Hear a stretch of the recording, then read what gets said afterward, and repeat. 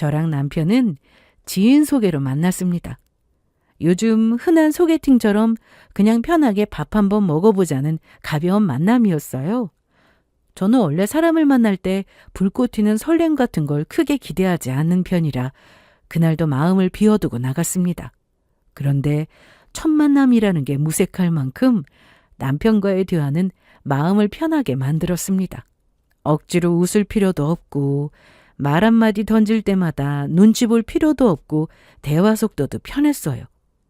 남편은 말수가 많은 스타일은 아니었고 저도 애교 섞어 분위기 띄우는 스타일이 아니라서 보통은 이런 조합이면 어색해지기 쉬운데 우리는 오히려 그 담백함이 맞았습니다. 남편은 조금 무뚝뚝한 편이었어요. 감정 표현이 크지 않고 여자가 듣기 좋아하는 낯간지러운 말도 잘 못하는 타입이었죠. 그런데 저는 더 좋았습니다. 저도 여자지만 이상하게 낯간지러운 말을 들으면 못 견디겠더라고요. 그리고 말보다 행동으로 보여주는 사람을 더 좋아했어요. 입만 산 남자를 그다지 좋아하지 않았습니다. 남편은 말로만 떠드는 사람이 아니라 필요한 순간에 딱 챙겨주는 사람이었어요. 저도 담백한 스타일이라 꾸밈이 많지 않았습니다. 애교도 별로 없고 감정 표현도 과하지 않았어요. 그냥 조용조용하고 남편처럼 담백한 사람이었습니다. 그렇다고 할 말 못할 말 정도로 가만히 있는 스타일은 또 아니에요. 섣불리 행동하기보다는 신중하게 생각하고 생각한 건 말로 정리해서 또박또박 하는 편이었고 불필요하게 질척거리는 관계를 싫어했습니다. 그런데 남편이 그런 걸 되게 좋아하더라고요. 나는 가식 떠는 여자들 딱 질색이야. 막기 부리면서 남자 가지고 노는 거 진짜 싫더라고. 그래서 꾸밈 없이 털털한 게 좋아. 남편은 가식 없는 제 모습이 좋다고 했어요. 털털한 스타일이 이상형이었고 있는 그대로라서 좋다고 했습니다. 저는 그 말이 참 듣기 좋았어요. 저를 있는 그대로 좋아해 주는 거니까요. 연애하다 보면 서로가 서로에게 맞춰주느라 지치기 마련인데 남편은 제가 자신이 원하는 스타일로 바뀌길 바라지 않았고 저는 그런 남편이 편해서 좋았습니다. 그래서 연애는 자연스럽게 이어졌고 연애하는 동안에도 큰 마찰 없이 잘 지냈습니다. 이게 천생연분이라는 걸까라는 생각이 들 정도로 우리는 정말 하나부터 열까지 잘 맞았어요. 주변에서도 두 사람 너무 보기 좋다고 잘 어울린다는 말을 많이 들었고요. 그래서 우리는 자연스럽게 결혼 생각까지 생각하게 됐습니다. 딱 언제 결혼하자라는 말을 나누기보다는 그냥 정말 자연스럽게 어느 순간부터 결혼 이야기가 물 흐르듯이 나왔어요. 그렇게 양가 부모님 인사드리고 결혼 허락도 받았습니다. 양쪽 모두 크게 반대는 없었고 너희가 잘 살면 된다는 분위기였어요. 그래서 저희는 절차대로 준비했고 식을 올렸습니다. 제가 그렇게 결혼식에 큰 로망이 없어서 그런지 결혼 준비는 복잡하지 않았어요. 화려한 것보다는 순수함을 더 선호했기에 딱 필요한 만큼만 하자고 합의해서 결혼 준비도 무탈하게 지나갔습니다. 저는 그때까지만 해도 우리는 큰 문제 없을 거라고 서로 성향이 비슷하니까 잘 살 거라고 생각했습니다. 그러나 이건 어디까지나 저의 큰 착각이었어요. 세상에는 물 흐르듯이 자연스럽게 흘러가는 건 없었습니다. 우리의 모든 과정들이 순탄해서 앞으로의 미래도 그럴 거라 착각한 것뿐이지 현실은 그렇지 않았어요. 결혼하고 나서 알게 된 변수는 남편의 여동생, 그러니까 신우였습니다. 남편에게는 여동생이 하나 있었고 제가 결혼하고 다음에 신우도 결혼했습니다. 신우는 저랑 완전히 정반대의 사람이었어요.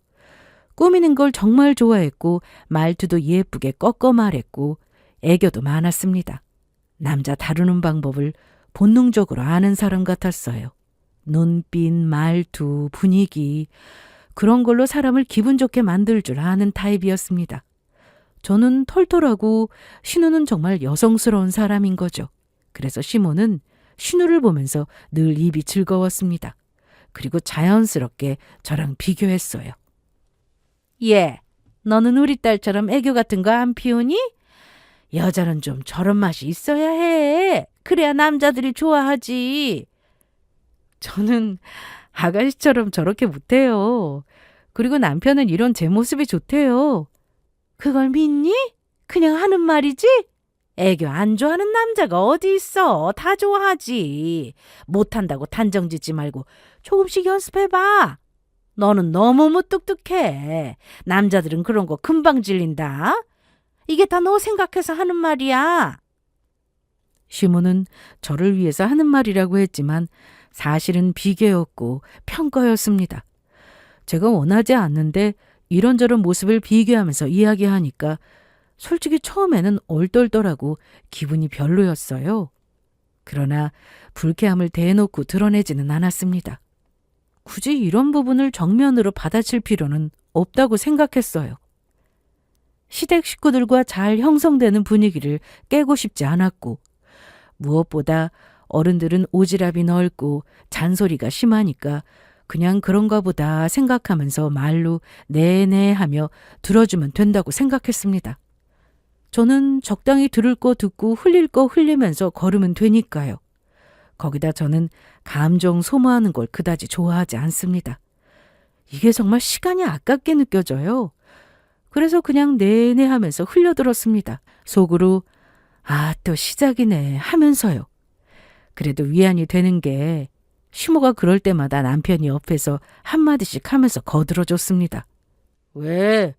나는 털털한 게 좋은데 우리 아내는 이게 매력이야. 이 말로 시모의 입을 막을 수는 없지만 그대로 제게는 큰 방패가 되었어요. 남편은 제 편을 들어주고 저를 위해 나서준다는 게 참 좋고 든든했습니다. 그래서 이걸로 만족하며 넘겼어요. 그러던 어느 날 정말 우연히 밖에서 시매부를 보게 됐습니다. 회사에서 오랜만에 회식하느라고 늦게까지 직장 동료들과 술을 한잔 기울이다가 잠깐 화장실을 갔다가 음식점으로 돌아가는 길이었어요. 그런데 거기서 익숙한 뒷모습을 보게 된 거죠. 처음엔 아무 생각이 없었습니다. 멀리서 누군가와 팔짱을 끼고 걷는 뒷모습이 보였고 저는 당연히 신우라고 생각했어요. 부부가 팔짱 끼고 걷는 게 뭐가 이상하겠어요? 신우랑 매부가 여기까지 웬일이지? 근처에 볼 일이 있었나?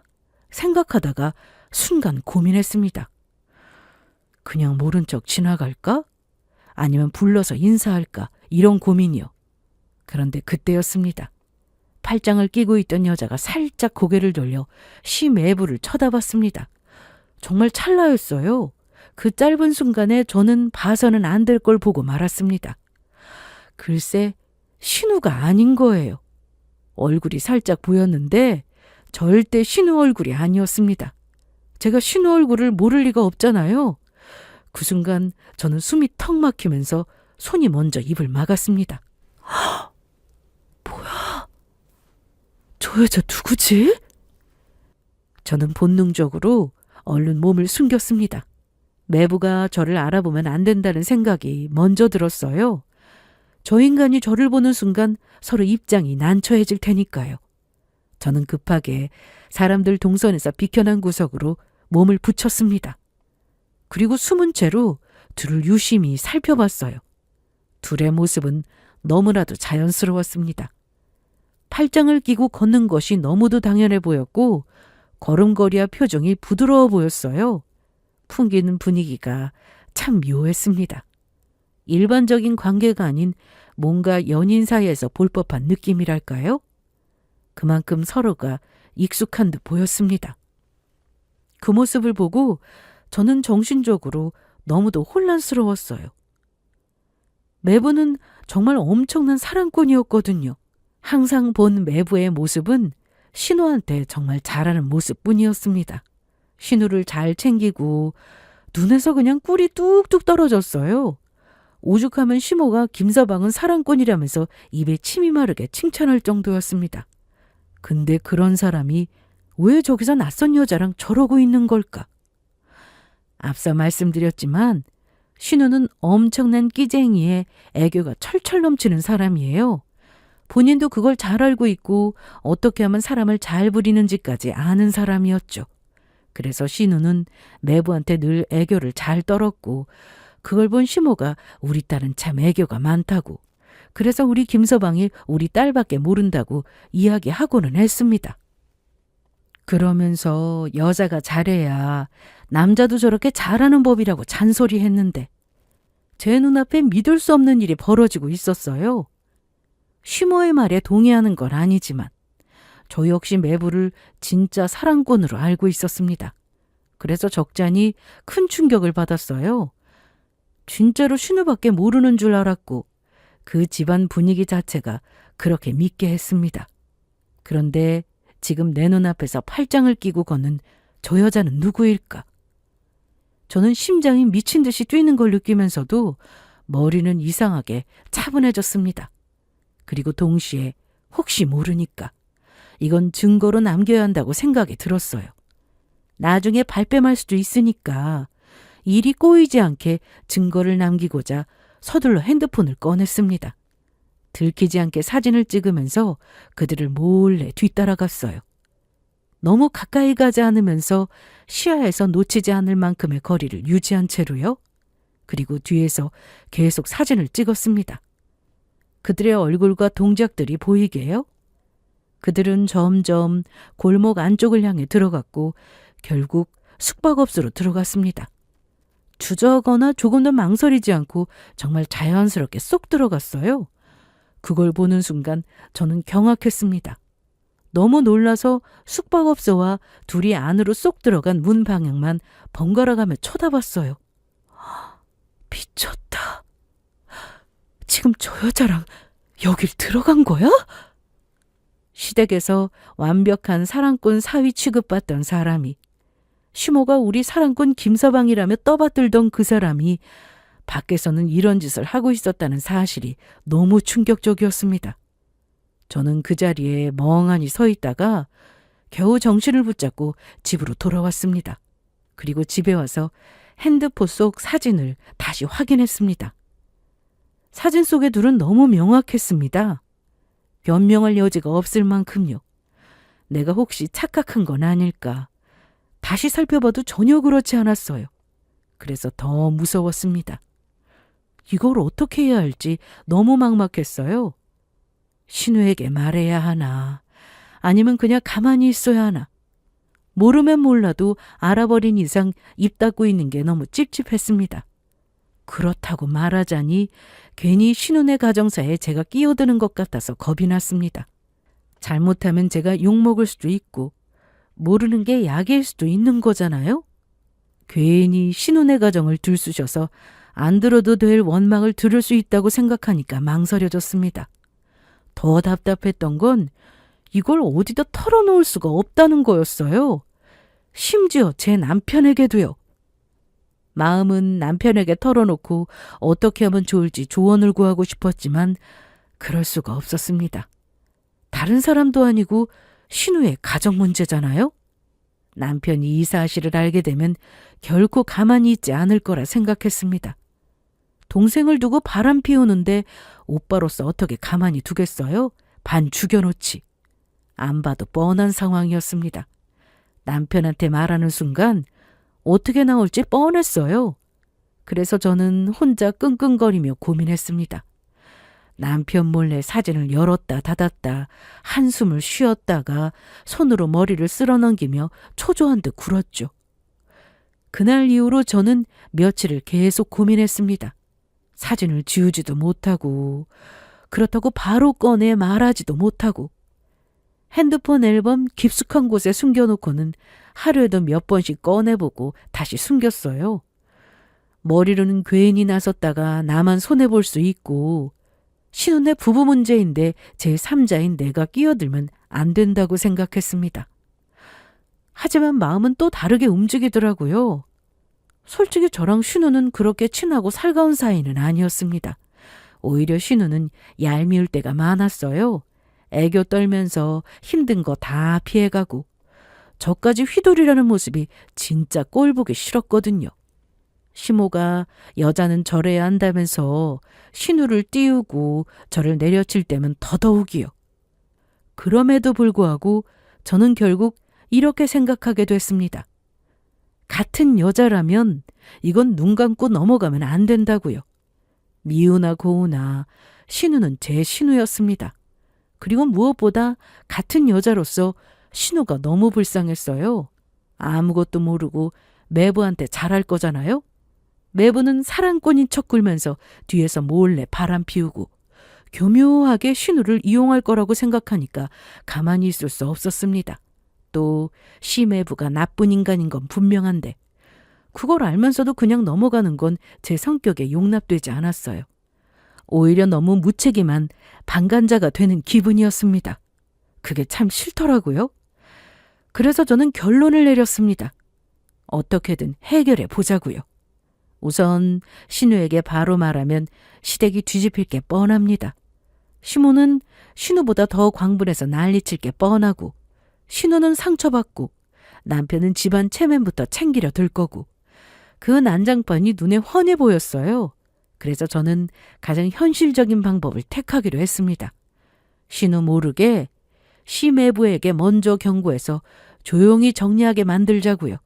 한마디로 선택지를 주는 겁니다. 네가 알아서 조용히 끝내고 조용히 살래? 아니면 내가 이걸 터뜨릴까? 뭐 이런 개념으로요. 저는 그 인간이 어떤 인간인지 알아요. 가족들 앞에서 완벽한 사랑꾼 사위 역할을 충실히 이행하면서 뒤에서 딴짓하는 인간이잖아요. 이런 인간들은 체면에 목숨을 걸거든요. 그래서 저는 며칠을 더 신중하게 생각하다가 완전히 감정이 가라앉은 상태에서 움직이기로 했습니다. 그리고 며칠 후 저는 용기 끝에 마음을 다잡고 시매부에게 먼저 연락했습니다. 네, 저예요. 혹시 오늘 시간 괜찮을까요? 아가씨 몰래 따로 봤으면 하는데. 네? 저랑요? 무슨 일 때문에 그러세요? 그건 전화로 말하기 좀 그렇고 만나면 이야기할게요. 제가 중요하게 전할 말이 있어서요. 전화로 길게 말할 것 없이 딱 필요한 말만 전했습니다. 솔직히 무섭기도 했어요. 이 인간이 뻔뻔하게 나오면 어떡하지? 오히려 나를 협박하면. 그런 생각이 스쳐 지나갔지만 저는 마음을 다잡았습니다. 이건 겁먹고 피할 일이 아니라 끝을 봐야 하는 일이라고 생각했기 때문에요. 이런 제 말에 매부의 반응은 모지하면서 의아해했지만 이내 알겠다고 답했습니다. 그렇게 만날 장소와 시간을 정했어요. 저는 약속을 잡아놓고도 계속 머릿속으로 말을 굳혔었습니다. 어떤 어조로 꺼내야 할지, 어떤 정도까지 말해야 할지, 혹시 상대가 적반하장으로 나오면 어떻게 받아쳐야 할지 별의별 상황을 다 그려봤어요. 감정적으로 터뜨리면 싸움이 될 것 같았습니다. 어쨌거나 제게 들켰다는 사실이 매부에게는 조금 그럴 수 있으니까 조심스럽게 접근하는 게 좋을 것 같았어요. 그래서 최대한 차분하게 말할 준비를 했습니다. 그리고 약속 시간에 맞춰 먼저 장소로 갔습니다. 도착해보니 시매부는 아직 안 와 있었습니다. 저는 먼저 커피를 시키고 창가 쪽 자리에 앉았습니다. 컵을 만지작거리면서도 심장이 계속 뛰더라고요. 내가 지금 뭘 하고 있는 거지 싶기도 하고 그래도 해야 한다는 마음도 동시에 들었습니다. 잠시 후 매부가 들어왔습니다. 저를 발견한 매부는 태연스럽게 반갑다는 표정을 지으며 다가왔어요. 서두른다고 서둘렀는데 일찍 오셨네요. 많이 기다리셨어요? 아니에요. 저도 금방 왔어요. 늘 그렇듯 매너 있게 행동하는 매부. 전에는 이런 모습에 참 매너 있는 사람이라고 생각했는데 실상을 알고 보니 그만한 끼가 있어서 매너 있게 굴었다는 생각이 들었습니다. 어쨌거나 반갑게 인사하는 매부를 보며 저는 감정을 다 감추지 못하고 얼떨떨한 표정으로 대충 인사를 받았어요.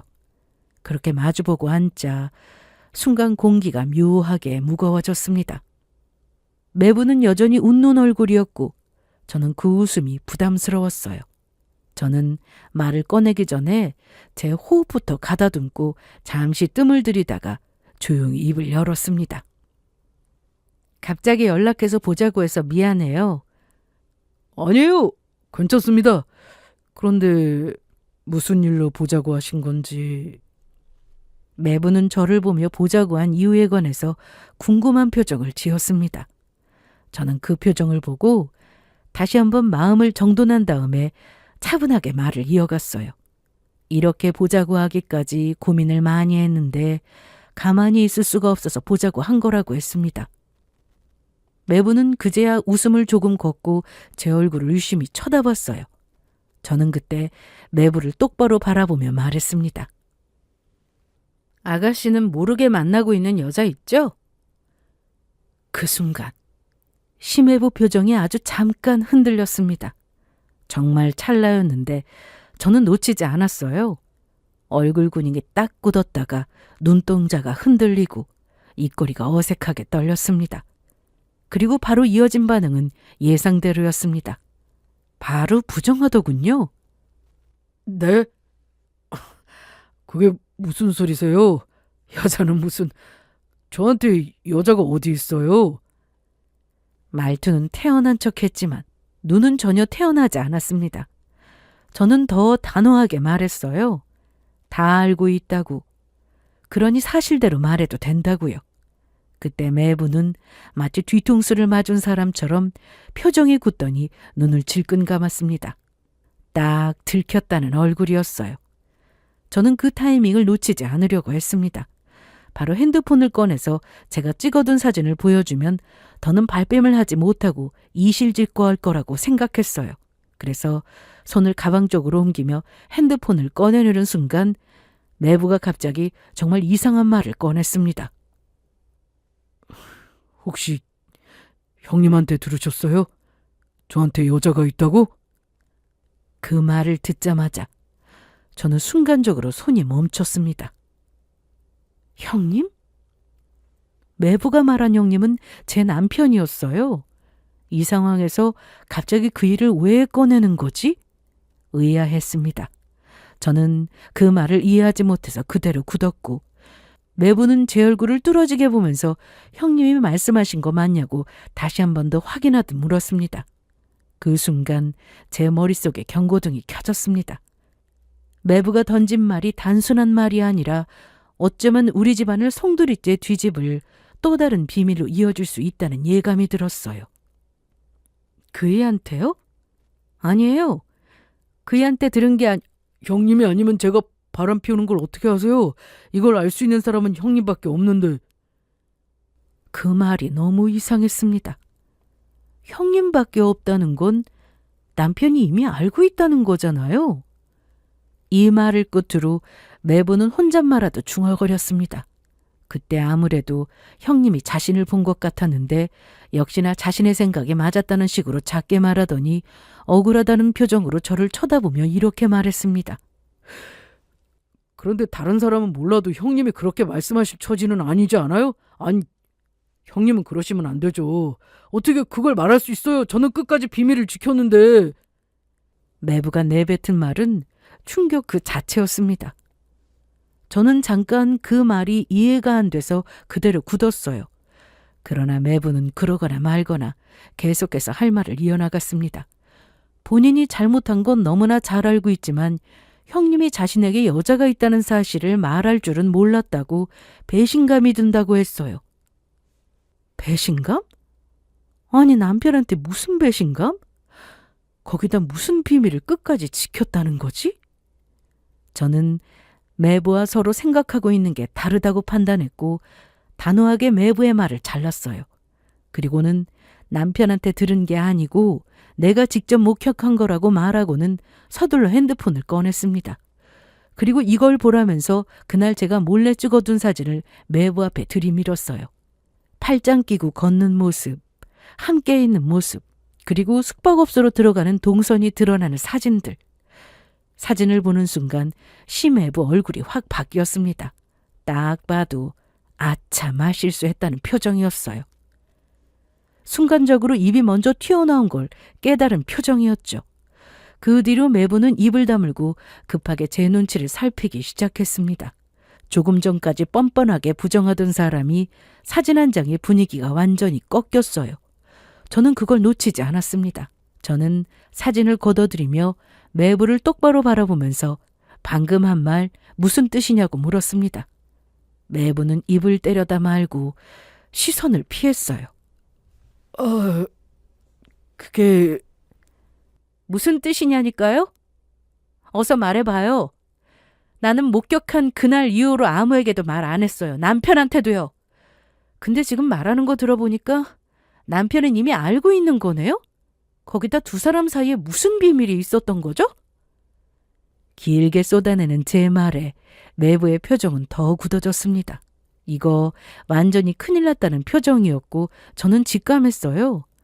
이건 단순히 매부 외도 하나로 끝나는 문제가 아니라는 것을요.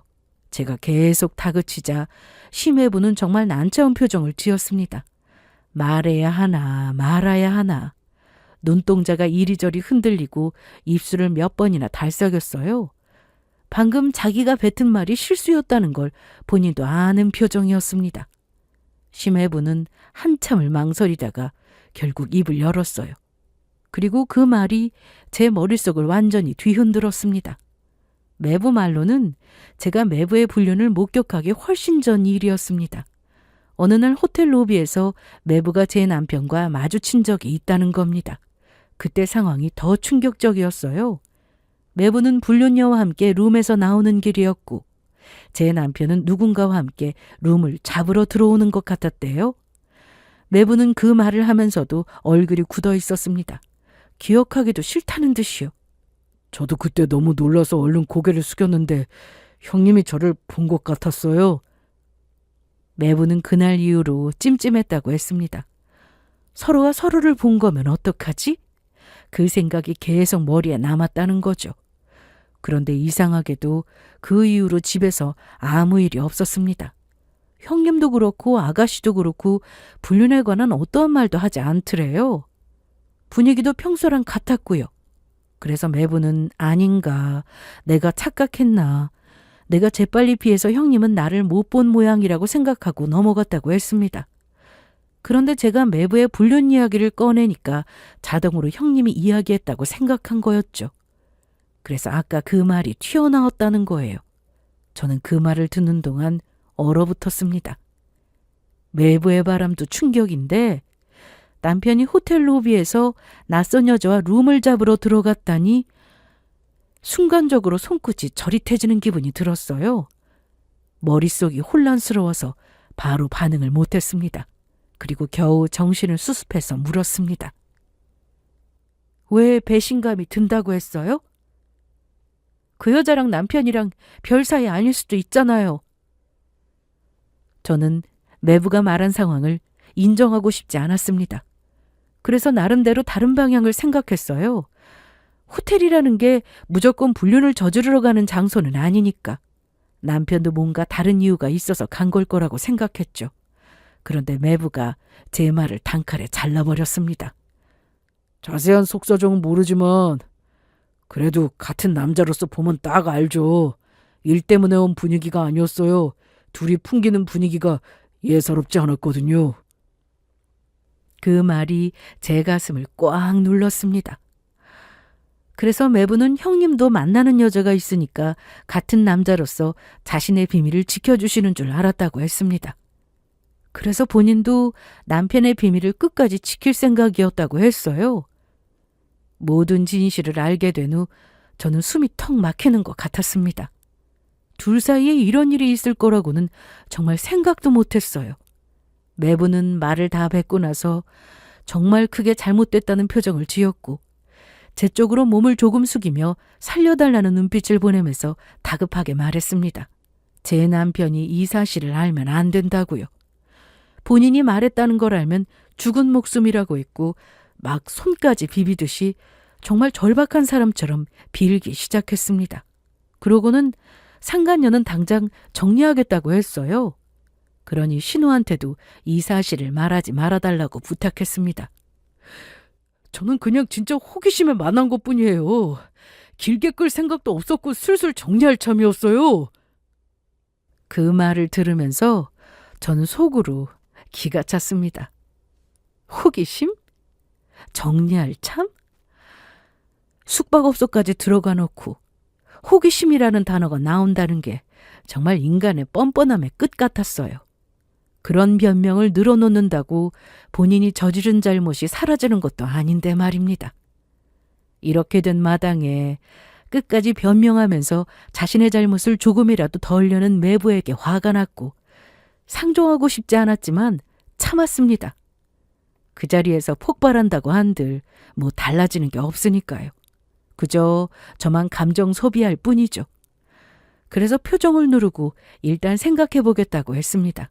그리고 자리를 정리해 카페를 나왔습니다. 매부는 제가 돌아서는 순간까지 가정의 평화를 위해서 참아달라고 부탁했고 저는 나중에 이야기하자며 집으로 향했어요. 그렇게 집으로 돌아오는 길 저는 어디 정신 놓고 온 사람처럼 멍했습니다.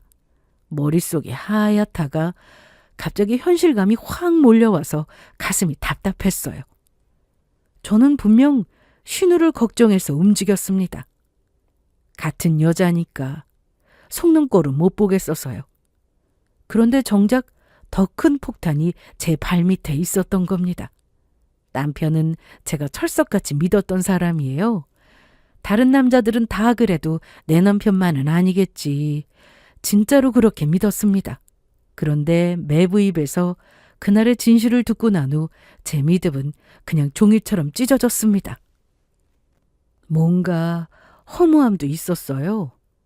나는 왜 단 한 번도 남편을 의심해 본 적이 없을까? 내가 못한 걸까? 아니면 남편이 의심을 못하도록 그만큼 철저하게 감춘 걸까? 이런 생각들이 다 무슨 소용인가 싶으면서도 아무것도 모르고 속았다는 생각에 배신감이 몸서리 쳐졌어요. 집에 도착하자마자 저는 화장도 지우지 못하고 방으로 들어가 주머니를 뒤졌습니다. 그리고 조용히 녹음기를 꺼냈어요. 사실 저는 혹시 몰라서 매부와 만나는 내내 녹음을 해두고 있었습니다. 매부가 어떻게 나올지 모르니까 나중을 생각해서 증거로 활용하려고 해둔 녹음이었죠. 그런데 녹음기를 재생해보는 순간 제가 더 이상한 상황에 빠졌다는 걸 깨달았습니다. 원래는 매부 외도의 증거를 잡으려고 녹음을 한 건데 그 안에 남편 불륜 가능성까지 그대로 들어가 있었으니까요. 그러니까 지금 제 손에는 매부에게 여자가 있다는 걸 사실상 인정한 말과 남편을 호텔 로비에서 봤고 남편 옆에 낯선 여자가 있었다는 것, 같은 남자로서 분위기가 예사롭지 않았다는 말, 이 모든 게 고스란히 남아 있었습니다. 저는 녹음기를 꾹 쥐었다가 남편이 절대 찾지 못할 곳에 숨겼어요. 그리고 그날부터 아무렇지 않은 척을 할 자신이 없었습니다. 마음이 너무 아프고 정신적으로 괴로운데 이런 제 상태를 뭐라고 포장할 말이 없으니까 남편에게 대충 아프다고 둘러대고는 방에 누웠습니다. 남편이 무슨 일이냐고 물어봐도 그냥 피곤하다고, 몸이 안 좋다고 이야기하고는 남편 몰래 혼자 울었어요. 새벽에 혼자 화장실에 앉아서 울기도 하고 씻으면서 울기도 하고 또 소리내서 울면 들킬까봐 숨죽여 울기도 했어요. 생각할수록 충격이었습니다. 내가 지금까지 뭘 믿고 살았지? 내가 걱정해야 할 사람은 신우가 아니라 나였네. 내가 남의 가정 걱정할 처지가 아니었네. 그게 너무 허망하고 너무 억울하고 무엇보다 너무 비참했습니다. 하지만 그 와중에도 제 안에서 아주 선명하게 올라오는 감정이 하나 있었습니다. 이대로 끝낼 수는 없다. 이 녹음은 우연이 아니라 제가 잡은 목줄일 수도 있다는 생각이 들었습니다. 그리고 그 순간부터 저는 결심하게 됩니다. 울어도 좋고 무너져도 좋으니 정리할 땐 제대로 정리하자고요. 그날 이후 저는 마음을 독하게 먹었습니다. 베개에 얼굴을 묻고 조용히 우는 것으로는 아무것도 바뀌지 않더라고요. 저는 분명 상처받았고 배신당했고 무너졌지만 무너진 채로 끝낼 생각은 없었습니다. 무엇보다 머릿속에 계속 맴돌던 게 하나 있었습니다. 바로 녹음 하나만으로는 부족하다는 거였죠. 매부가 흘린 말이 녹음되었어도 법적으로 결정타가 되기엔 애매할 수 있었습니다. 그리고 무엇보다 저는 확실히 끝내고 싶었습니다. 감정으로 끝내는 게 아니라 제가 유리한 판으로요. 그래서 저는 조용히 움직이기 시작했습니다. 먼저 전문가에게 남편의 뒷조사를 의뢰했습니다. 저 혼자 뒤쫓아다니고 캐내는 건 한계가 있었거든요. 남편이 얼마나 교활한지, 얼마나 익숙하게 거짓말하는지 이미 느꼈고 섣불리 움직였다가 들키면 끝이었습니다. 동시에 저는 남편 핸드폰도 계속 노렸습니다. 처음에는 눈치챌까봐 소심하게 시도하느라 실패도 많이 했어요. 하지만 사람은 방심하는 순간이 꼭 있더라고요. 어느 날 남편이 술에 취해 들어온 밤 침대에 쓰러지듯 누워 잠든 순간 저는 숨도 크게 못 쉬고 아주 조심스럽게 핸드폰을 손에 넣었습니다. 그리고 마침내 제가 그토록 두려워했던 걸 제 두 눈으로 확인하게 됐습니다. 전문업체가 찍어준 불륜 증거 사진이 먼저 도착했고 그 다음엔 남편의 핸드폰 속에서도 상간녀와 찍은 사진, 둘이 주고받은 대화가 쏟아져 나왔습니다. 저는 이미 머리로는 남편에게 여자가 있다는 걸 알고 있었어요. 하지만 막상 사진을 보고 둘이 나눈 대화를 읽으니까 가슴이 다시 무너져 내렸습니다. 사진 속 남편은 너무 자연스러웠어요. 마치 원래 그 사람이 그 여자 곁에 있어야 하는 것처럼 너무 당연한 얼굴을 하고 있었습니다. 대화는 더 잔인했습니다. 제가 아는 남편 말투가 아니었습니다. 집에서 저한테 하던 그 무뚝뚝하고 건조한 말투가 아니라 누군가를 달래고 웃기고 붙잡는 말투. 저는 그걸 보면서 손이 떨렸고 숨이 막혔고 눈물이 저절로 떨어졌습니다. 하지만 그 눈물을 닦고 나서 다시 마음을 독하게 먹었어요. 여기서 무너지면 안 된다고 수도 없이 생각하고 또 다짐했습니다. 그렇게 마음을 독하게 먹고 증거가 될 만한 건 모조리 캡처해서 제 핸드폰으로 옮겼어요. 그렇게 증거를 모으다 보니 저는 아주 웃기고도 끔찍한 사실 하나를 알게 됐습니다. 남편의 상간녀가 남편 회사 사장의 아내라는 것을요. 그걸 확인한 순간 머리가 띵했습니다. 남편은 작은 중소기업을 다니고 있었습니다. 인원도 많지 않고 서로 얼굴 다 아는 가족 같은 분위기였어요. 그리고 그 회사의 사장은 원래 남편의 선배였습니다. 남편이 사회 초년생일 때 회사에서 사수로 있던 사람이었죠. 남편이 꽤 존경하고 따르던 사람이었고 친했다고 말하던 사람이었습니다. 그리고 그 선배의 아내와 불륜을 저지른 겁니다. 이건 그냥 외도가 아니었습니다.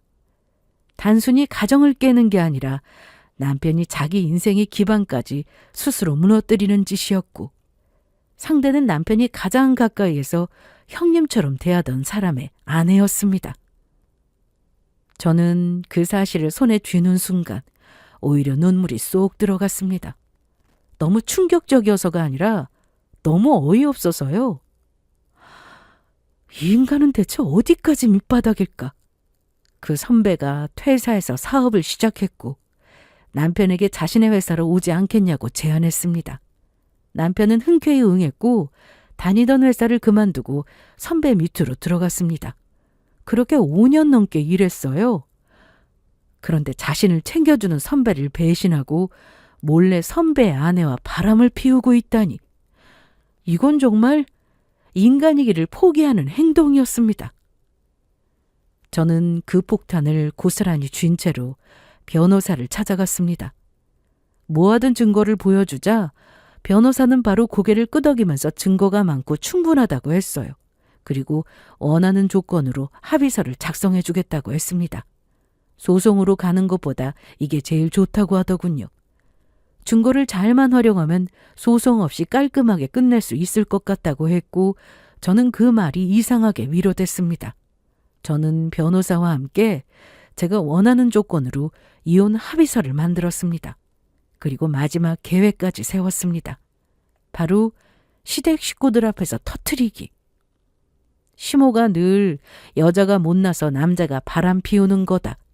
여자가 잘해야 남자가 바뀐다는 이딴 소리를 입에 달고 살던 그 자리에서요.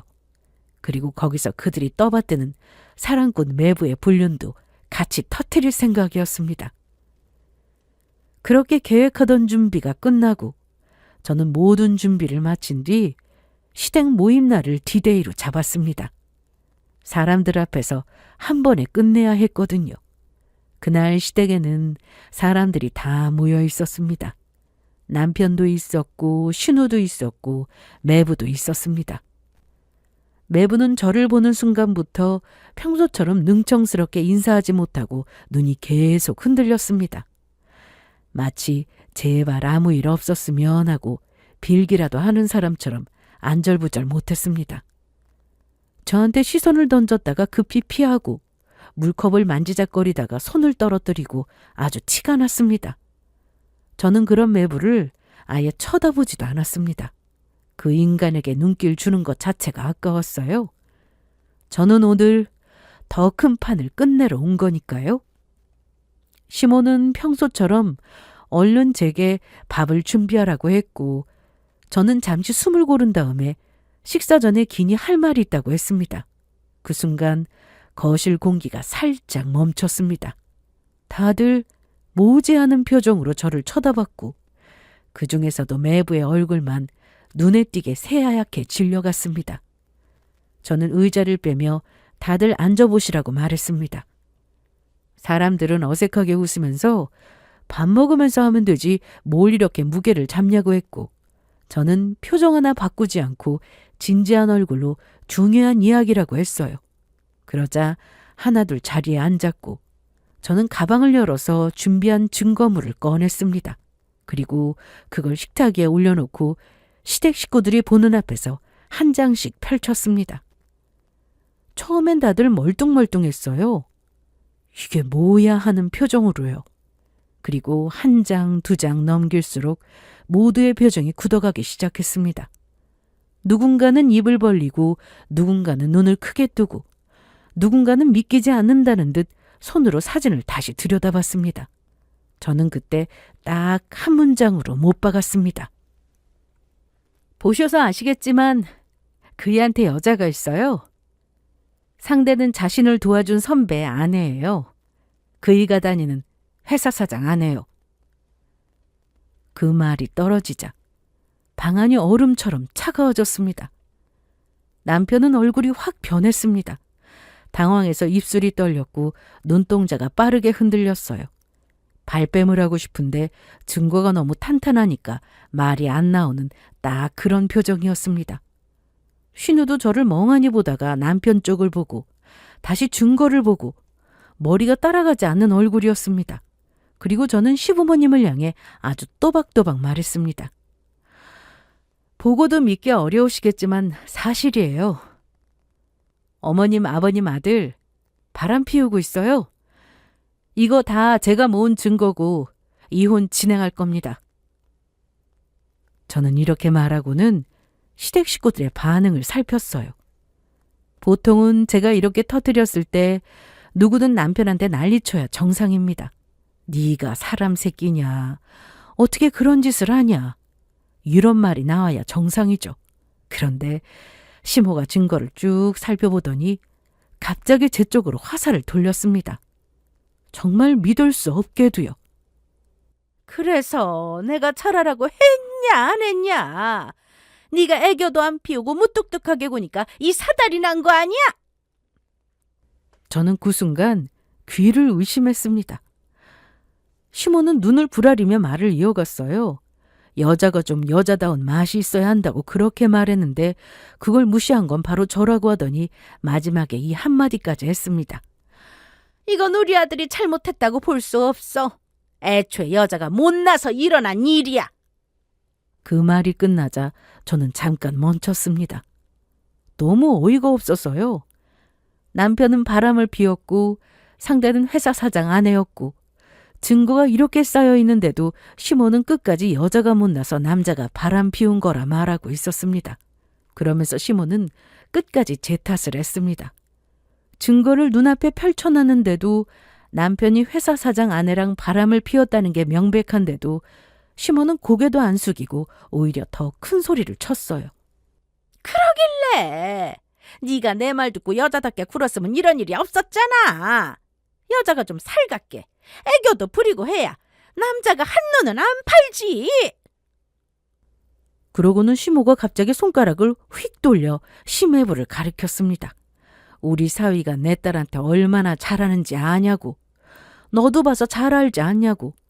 남자는 여자하기 나름이라고. 우리 딸은 애교도 있고 사랑받을 줄 아니까 저렇게 잘 사는 거라고 했어요. 그 말이 끝나자 신우가 아주 얄미운 표정으로 맞장구를 쳤습니다. 그래요, 언니. 저처럼 애교도 부리고 좀 잘하지 그랬어요. 솔직히 저는 오빠 입장 이해해요. 제가 남자라도 한눈 팔겠어요. 그 말을 듣는 순간 저는 기가 막혀서 그냥 피식 웃음이 나왔습니다. 너무 어이가 없어서요. 저는 입꼬리를 한쪽만 살짝 올리고 시모를 바라봤습니다. 그리고 아주 또박또박 말했습니다. 여자가 못나서 바람을 피웠다고요? 그럼 아가씨도 더럽게 못났나 보네요? 순간 공기가 멎었습니다. 신우가 뭐하는 얼굴로 저를 노려봤고 시모도 눈을 부라렸습니다. 저는 그 눈빛을 피하지 않았습니다. 그리고 그 자리에서 제가 마지막으로 남겨두었던 카드를 꺼냈습니다. 저는 가방에서 핸드폰을 꺼냈습니다. 그리고 사진 앨범을 열어 매부가 다른 여자와 팔짱을 끼고 다정하게 걷던 사진을 그대로 식탁 위에 탁 하고 보여줬습니다. 사람들이 사진을 보는 순간 입이 하나같이 벌어졌습니다. 그때 저는 멈추지 않고 바로 녹음본을 틀었습니다. 카페에서 매부가 했던 말들, 당황한 목소리, 말이 꼬이는 순간들, 그리고 자신에게 여자가 있다는 걸 인정하는 것까지 거실에 그 음성이 울려 퍼지는 순간 신우 얼굴이 서서히 하얗게 질려갔습니다. 그리고 저는 시모와 신우를 번갈아 보며 아주 냉정하게 말했습니다. 저한테 여자답게 굴고 애교 좀 부리라고요? 그렇게 여성스럽고 애교 잘 떨면 뭐해요? 결국 바람 피우는데. 그러니까 제 탓하지 마세요. 저 같은 여자나 아가씨 같은 여자나 바람 피울 놈이면 다 바람 피워요. 그 말이 끝나자마자 신우가 폭발했습니다. 고래고래 소리를 지르면서 매부 머리끄덩이를 잡고 미친 듯이 흔들었어요. 매부는 살려달라고 손을 휘저었고 신우는 얼굴이 빨개져서 울면서 욕을 퍼부었습니다. 거실은 순식간에 아수라장이 됐습니다.